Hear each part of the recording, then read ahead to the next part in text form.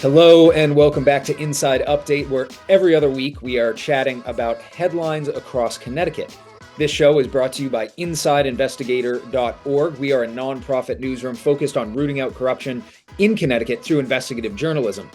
Today, I am joined by Mark Fitch, Catherine Revelo, and Brandon Whiting, the wonderful and talented investigative reporting team here at Inside Investigator. And we're going to have three topics for you, as always.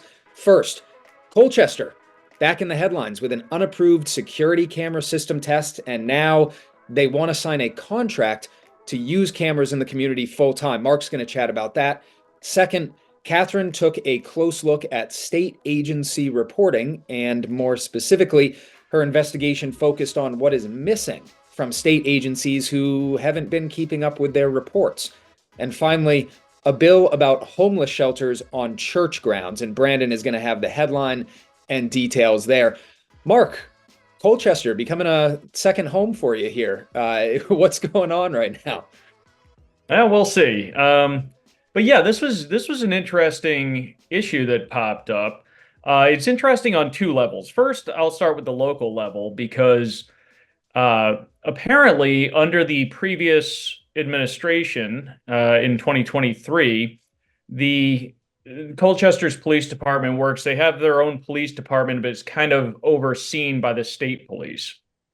But anyway, they decided to enter a memorandum of agreement with Flock Safety, and that is a company that has made quite a few headlines. It's a rapidly expanding company that uses cameras placed in various locations throughout towns and cities to automatically relay license plate numbers and things like that to a central database that is shared nationally. It's basically for law enforcement. Homeowners associations use them as well.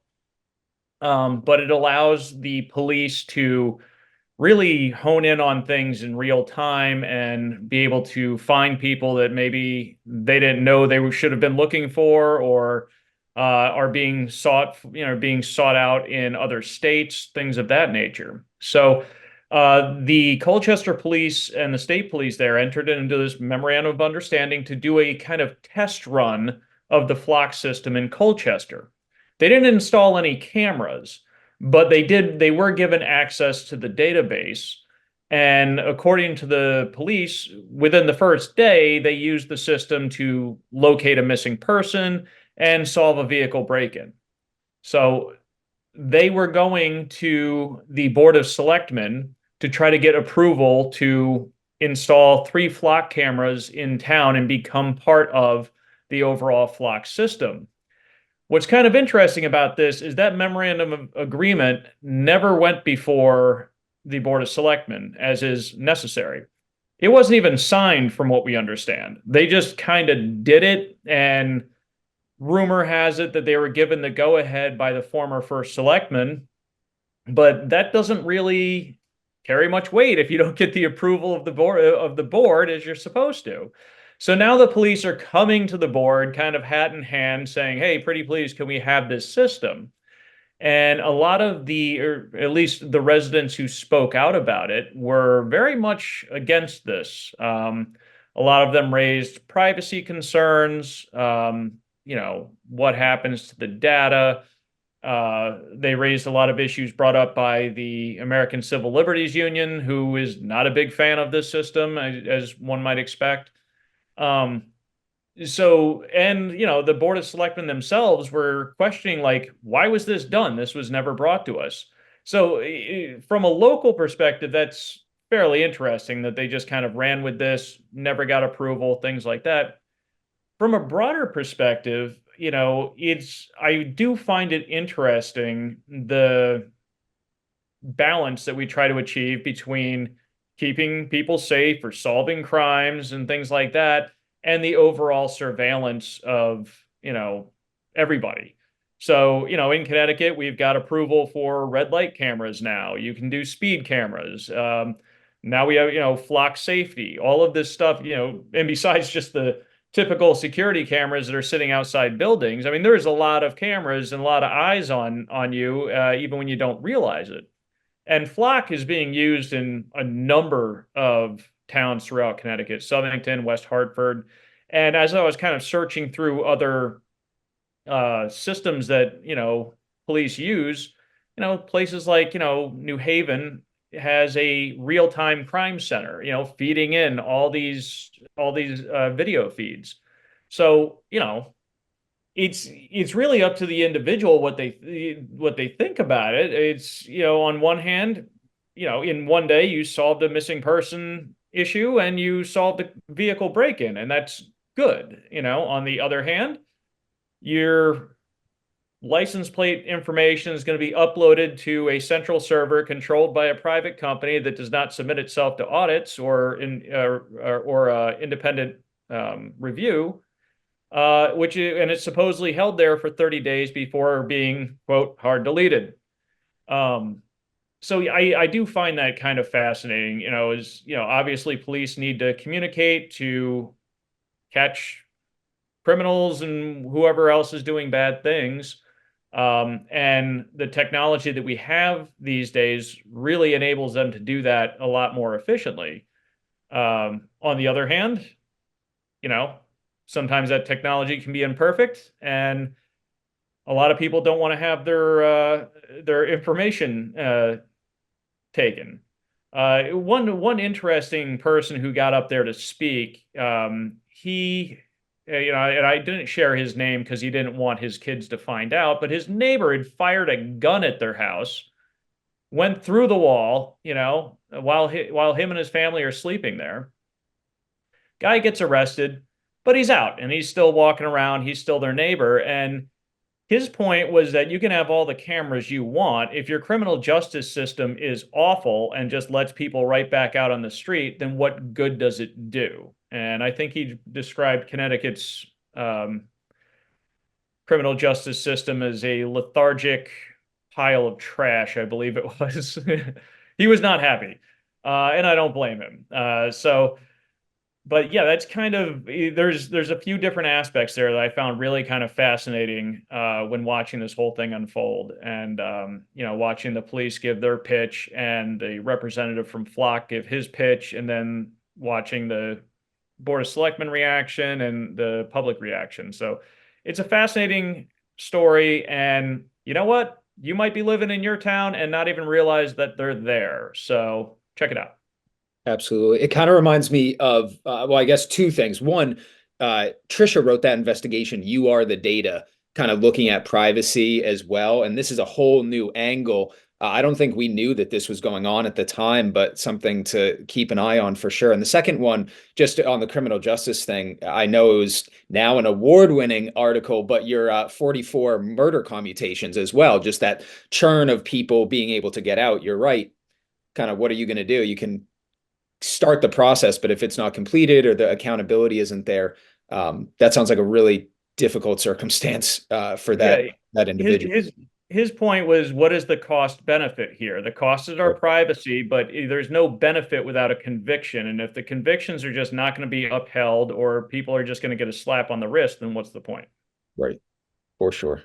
Yeah, a lot of peaceful people out there who are just having their privacy violated on that front. Well, interesting factoid: the police the police who went before the Board of Selectmen said Colchester was actually their highest crime area out of the entire state troop barracks. So it's a rural town. It's about 15,000 people, but they said they have the most crime by far in Colchester as opposed to the surrounding communities. So I don't know.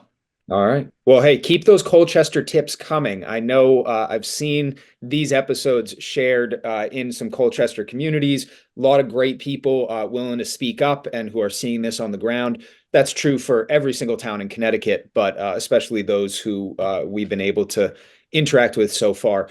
I want to move on to this week's investigation. State agency reporting. Catherine, you took a look at this. This was I think we ended up finding more missing than we expected at the beginning of this, at least. Would you mind bringing us up to speed? Yeah, absolutely. So this was an investigation that sort of just started out, obviously as journalists, we spend a lot of time on state government websites trying to find information and just sort of noticing that, there's a lot of stuff that hasn't been updated since at least the COVID-19 pandemic started, which, was kind of understandable. There was a lot going on then, but, that's over now. And our, sources of information that the public and people like us, journalists who are looking for information on how the state is operating, can those be found anywhere? And so we kind of combed through all of the state agencies and took a look specifically at reports that they are mandated by state statute to report, and found that in a lot of cases, there's frankly just no way to know whether or not these are actually being produced or not, let alone whether or not they're available to the public. One of the first places you would probably go if you were looking for information on a state agency is to their website. And there are a lot of agencies that do link to their regular reporting, but some of them don't. And so, that's not a reliable way to find out information either. And then there are a couple of other resources that you can go to. You can go to the Connecticut State Library and the Legislative Library as well. Also do keep track of some of these reports, but they also don't guarantee that they have them. And a lot of the cases of where they don't have them is because it's on the agencies themselves to actually update their reporting. So, kind of an important topic, I think, because, there aren't that many ways to get information about the government, right? You can go through FOIA, but FOIA is expensive. FOIA takes time. We have a lot of FOI experience ourselves, and we know it's not always reliable. So if you want to know what the government is doing or you want updates on a specific program, these reports are a really great way to get information about them. And in a lot of cases, they're just simply missing. I want to go on the record saying thank you, Catherine, because when even doing my own past investigations, I've tried to get, I've gone looking, all right, well, where's the agency's annual report? And, the thing that always sticks out of my mind is the Department of Administrative Services website where they list annual reports, and I'm going down it, and they're all from 2018. This does me absolutely no good. I mean, let's be honest, half the time with annual reports from state agencies, it's just them patting themselves on the back, but sometimes, but they usually have like numbers and figures in there. And yeah, I mean, especially when I was working on my claims commissioner story, I went in there and I'm like, there hasn't been anything for years. So what's going on? But so, yeah, thank you for actually doing that because it was always annoying me. Yeah, absolutely. I think one of the interesting things we found out post publication too is we had someone from the state auditors reach out to us and let us know that that is something that they look at when they conduct audits of state agencies. So they were able to provide us with a database, which they think as of 2019 is an up-to-date list. But they also said that some of them may have been discontinued, some of them may not, may not be required anymore. So it just seems to be something that, nobody's really quite sure exactly what's going on here. I also appreciated that. I know it was difficult, and we talk about this a lot too, is the communication from agencies in response to inquiries is slow or sometimes non-existent. And it was nice as the investigation picked up some traction, we started to hear from more people. All of a sudden, they didn't like that it was pointed out that they hadn't communicated or didn't have their reports. So being able to close the loop on that, I felt really, really good about that. So credit and thanks to you on that front as well. Did they offer any excuses?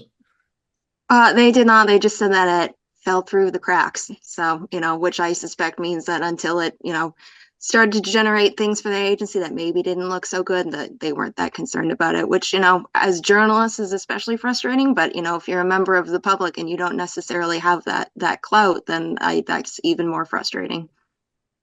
Through the cracks would have been a great title for the investigation as well. We'll keep that in mind. That's good.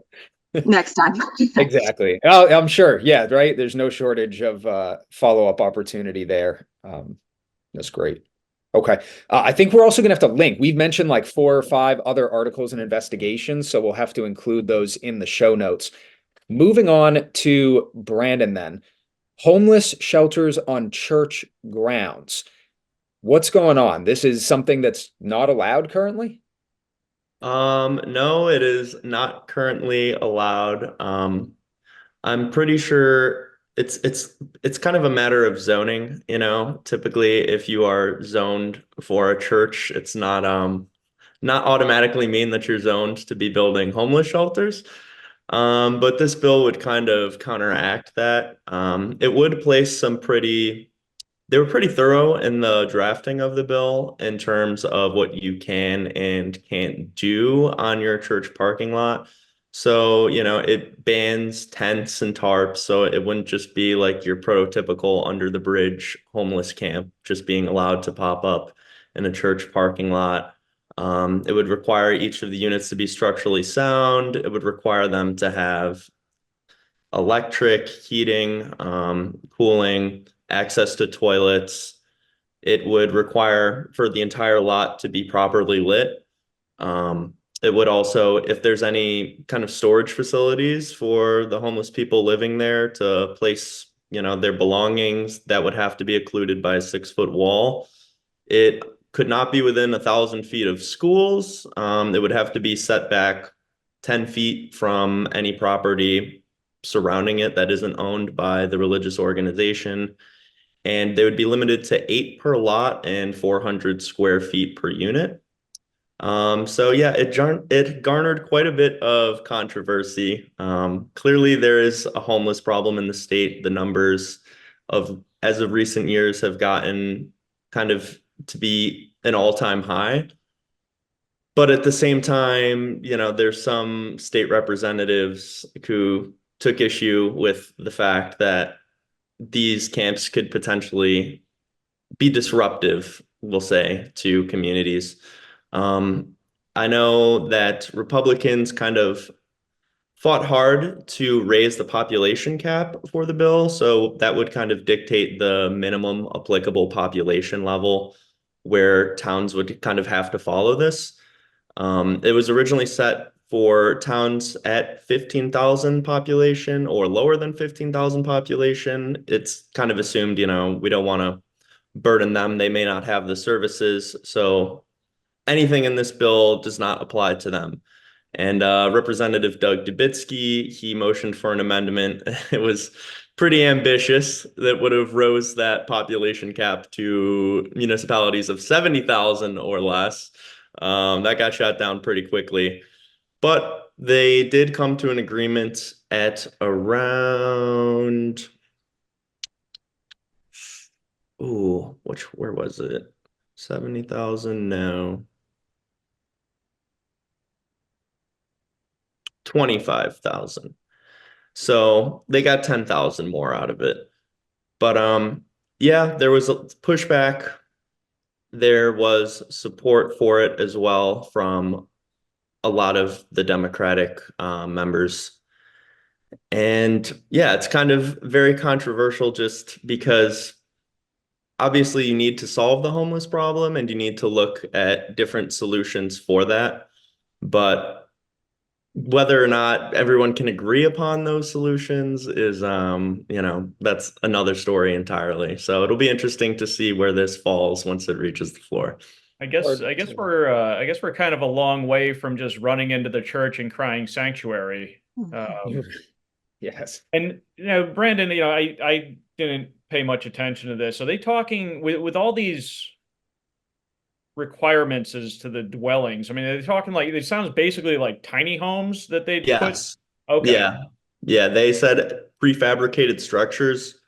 That's pretty much what I gleaned from it. I had asked if trailers would be acceptable or if those would be considered motor vehicles because there was in the bill kind of a clause to ban it from being motor vehicles, and I didn't get a clear answer on that.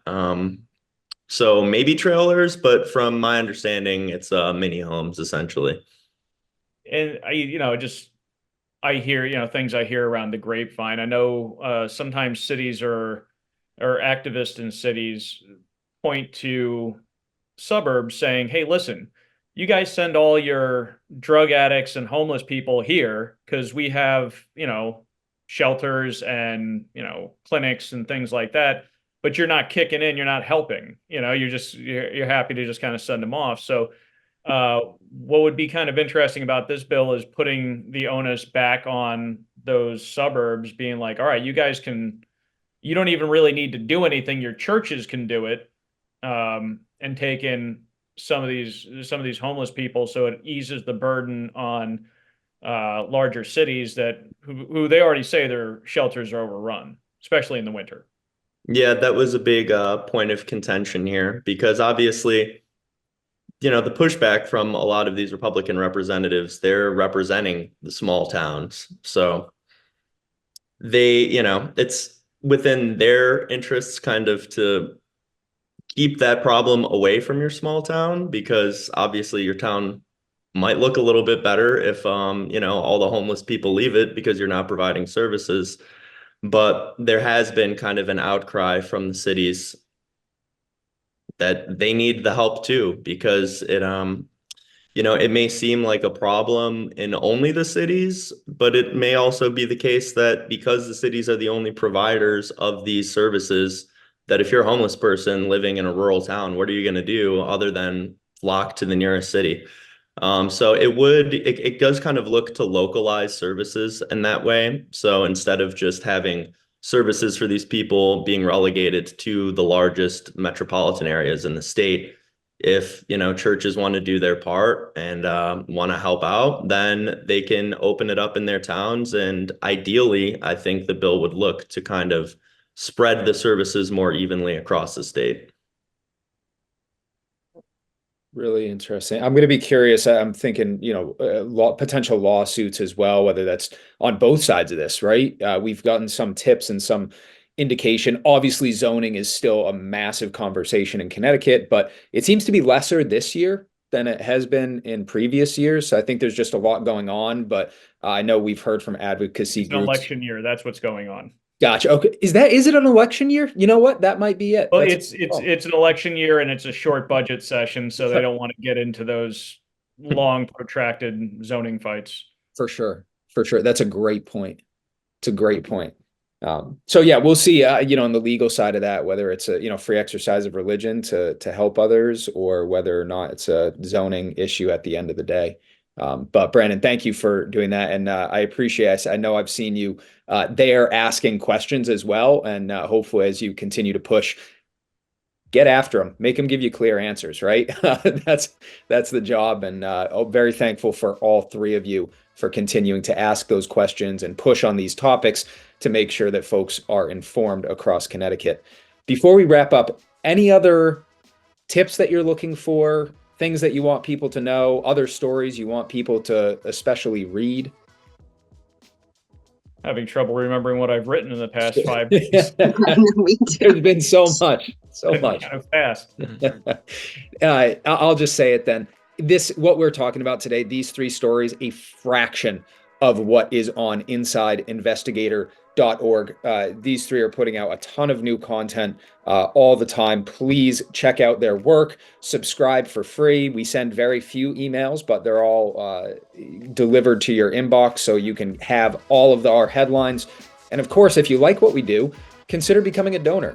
Head over to InsideInvestigator.org. We're a nonprofit right up in that right-hand corner.